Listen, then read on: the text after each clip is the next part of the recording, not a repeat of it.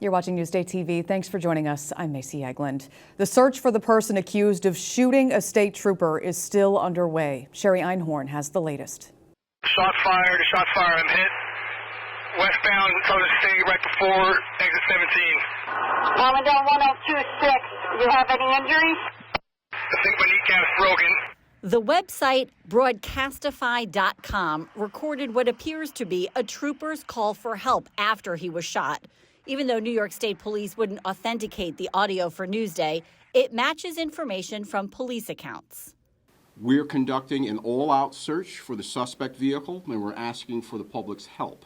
Investigators say Trooper Thomas Messia was shot in the leg by someone in a car that was stopped along the Southern State Parkway near exit 17 around 11:45 p.m.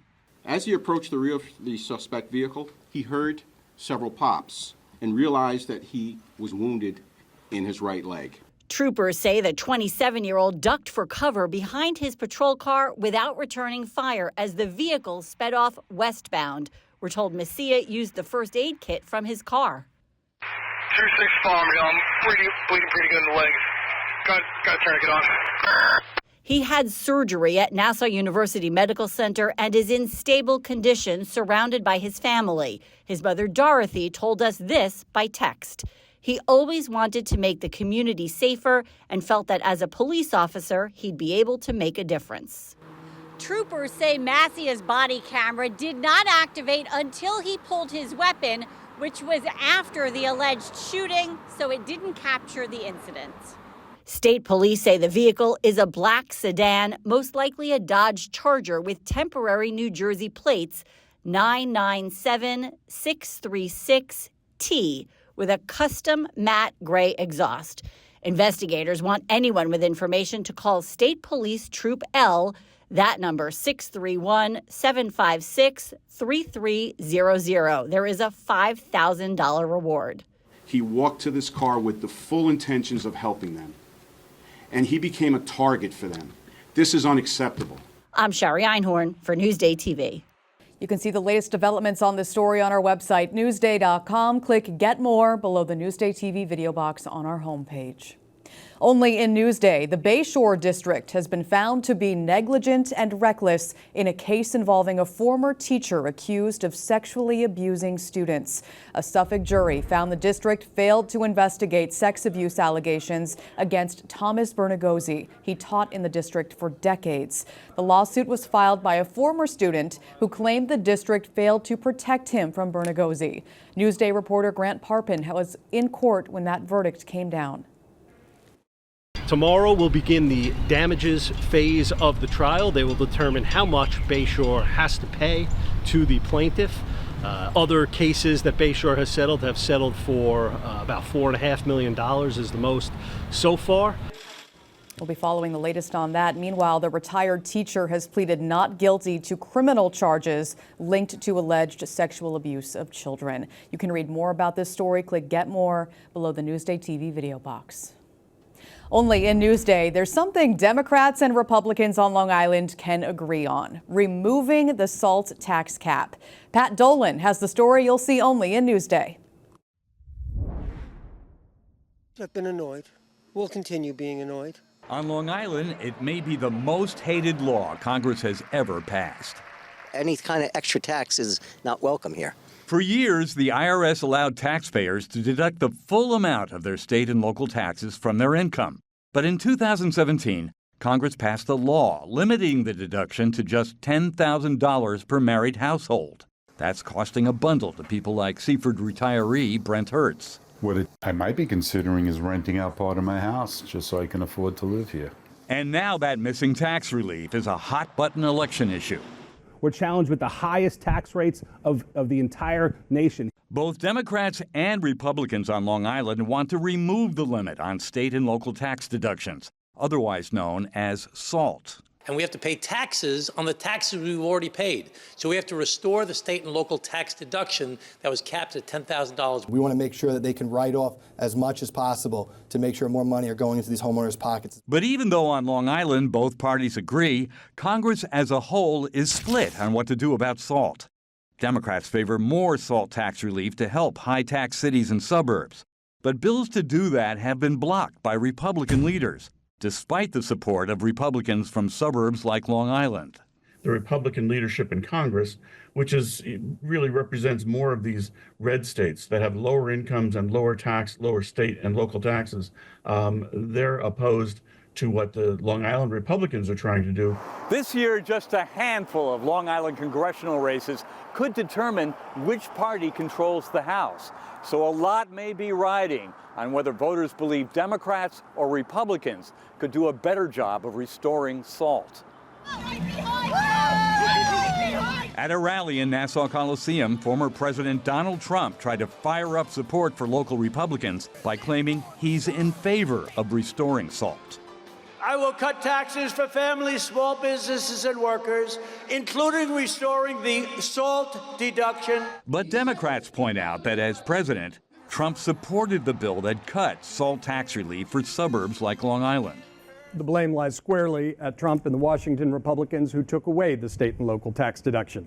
Newsday's Joy Brown says Trump's sudden promise to fix SALT means neither party has a clear advantage on the issue.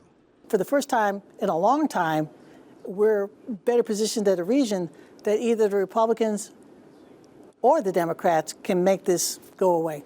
Making SALT restrictions go away would be a win for Long Island, and despite the finger-pointing, candidates from both parties say they'll work together to avoid yet another disappointment for taxpayers. Pat Dolan, Newsday TV. You can read more about the SALT cap fight on Newsday.com. Click Get More below the Newsday TV video box. Election officials are preparing for a busy weekend of early voting. Take a look at the lines of voters outside of the Oyster Bay Ice Skating Center. More than 300,000 people across Long Island have already cast an in-person ballot. Early voting ends on Sunday. Only in Newsday, some Long Island seniors are stuck in limbo waiting for help. More than 1,200 seniors on the island are on a wait list for the state's expanded in-home services for the elderly program. It offers services including home meal delivery, personal care, and transportation. Without these services, some seniors say they're facing challenges. But there's no one. I can't visit anyone. Thank God for my magazines, my cat, and my television. And that's my life now. I fell 3 times. I fell in the basement once. I was down there for 2 days. And my daughter had called me earlier, and I had no phone. Well, Newsday reporter Robert Brodsky says the lack of services are forcing some seniors into long-term care facilities. So, advocates for the elderly say that this wait list is potentially very dangerous for seniors. We've spoken to seniors who are skipping meals, who are draining their bank accounts, who have suffered falls. So the data shows that individuals who are on this wait list often end up in either an emergency room or a long care facility, such as a nursing home or assisted living facility. Individuals can't afford to wait indefinitely for these services if they can't afford to take care of themselves. Advocates say clearing the backlog would cost nearly $40 million. You can read more about the story on Newsday.com. Click Get More below the Newsday TV video box. The Patchogue Medford football team has forfeited their final game after players allegedly vandalized an opposing team's school. The district superintendent says the varsity team vandalized bathrooms during an away game in Lindenhurst last weekend. The school's athletic director and coaches met with the team to find out who was responsible, but no one owned up to it. The team was scheduled to play Sachem East on Friday.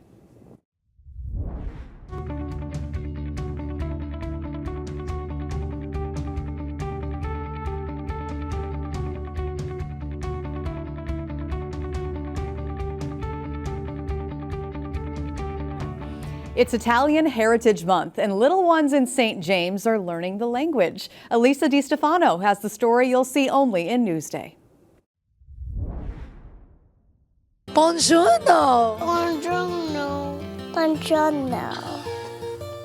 You speak Italian so beautifully. Children are embracing Italian at Per Tutti, an immersive Italian language and cultural center in St. James. This was always my dream, to have my own language center. In the area, we really had nothing for Italian, so I wanted this for my own children.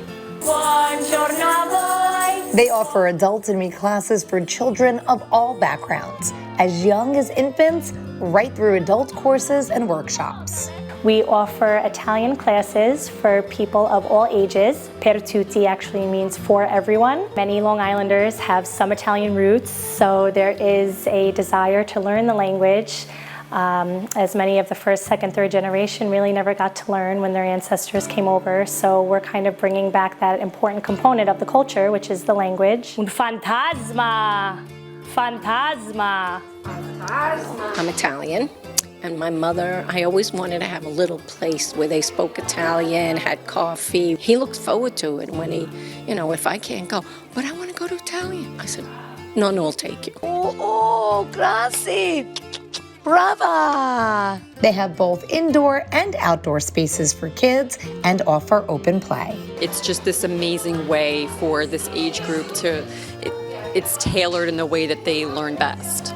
And I just love it. My daughter loves it. We're from Italian heritage, so it was important to me to instill the Italian language in her. It's really become the special place for everyone. Elisa Di Stefano, Newsday TV. Ciao! Ciao! Cuties. You can read more about Per Tutti on Newsday.com. Click Get More below the Newsday TV video box.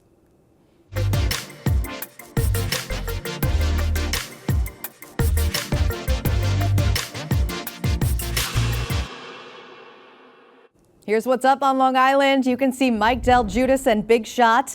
The concert weekend for veterans is Friday night at the Paramount in Huntington. Or if you're a runner, there's the Long Island Turkey Trot, a little early. Walk or run a 5K that also includes a 30-minute free kiddie dash. That is Saturday, rain or shine, at Eisenhower Park in East Meadow. And then refuel, because it is a Long Island Restaurant Week. Participating restaurants across the island offer 3-course price-fixed meals. That's going on through Sunday. We have more information on our website, plus more events. Click Get More below the Newsday TV video box right there on our homepage. All right, let's talk about your Long Island forecast. You can plan that out, but first, it is Halloween. Gorgeous day for trick-or-treaters out there. Tonight we get down to about 63 degrees or so. Tomorrow, though, looking like a really nice day, just like today. Highs in the 70s, possibly getting up to around 76. Wow, we'll take it. Could be cloudy and a little breezy, though. Taking a look at your 7-day forecast right now, Election Day next Tuesday is looking pretty good. Long Island weather is brought to you by PTRC. Newsday has complete coverage and in-depth analysis of the races affecting Long Island, interactive voter's guide to all races in Nassau and Suffolk counties, and regular updates from Newsday TV with live results after the polls close at newsday.com/LIvotes. You're watching Newsday TV. I'm Macy Eglund. Thanks for joining us. Happy Halloween. Have a great night.